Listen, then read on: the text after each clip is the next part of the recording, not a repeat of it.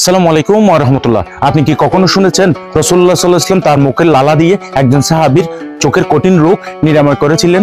আজকের ভিডিওতে সেই অলৌকিক মুজিজা সম্পর্কে জানাবো, যা শুনে আপনার ঈমান আরো মজবুত হবে। ভিডিওটি শেষ পর্যন্ত দেখুন। খাইবারের কঠিন যুদ্ধের সময় এক বিশেষ পরিস্থিতিতে এই অলৌকিক ঘটনাটি ঘটেছিল। সহিহ বুখারীর 4210 নম্বর হাদিসে সাহল ইবনে সাদ রাদিয়াল্লাহু আনহু থেকে বর্ণিত, খাইবার যুদ্ধের দিন রাসূলুল্লাহ সাল্লাল্লাহু আলাইহি ওয়াসাল্লাম বললেন, আগামীকাল আমি এমন এক ব্যক্তিকে পতাকা দেব যার হাতে আল্লাহ তাআলা বিজয় দিবেন। সে আল্লাহ ও তার রাসূলকে ভালোবাসে এবং আল্লাহ এবং তার রাসূল তাকে ভালোবাসেন। লোকেরা রাতভর আলোচনা করলো পতাকা কাকে দেওয়া হবে। পরের দিন সকালে রাসূল সাল্লাল্লাহু আলাইহি ওয়াসাল্লাম জিজ্ঞেস করলেন, আলী ইবনে আবু তালিব কোথায়? লোকেরা বলল, হে আল্লাহ রাসূল, তিনি চোখে অসুস্থ। তাকে আনা হলে রাসূল সাল্লাল্লাহু আলাইহি ওয়াসাল্লাম তার নিজের মুখের লালা হযরত আলীর চোখে লাগিয়ে দিলেন এবং দোয়া করলেন। ফলে আলী রাদিয়াল্লাহু আনহু তাৎক্ষণিকভাবে সুস্থ হয়ে গেলেন, যেন তার চোখে কোনো কষ্টই ছিল না।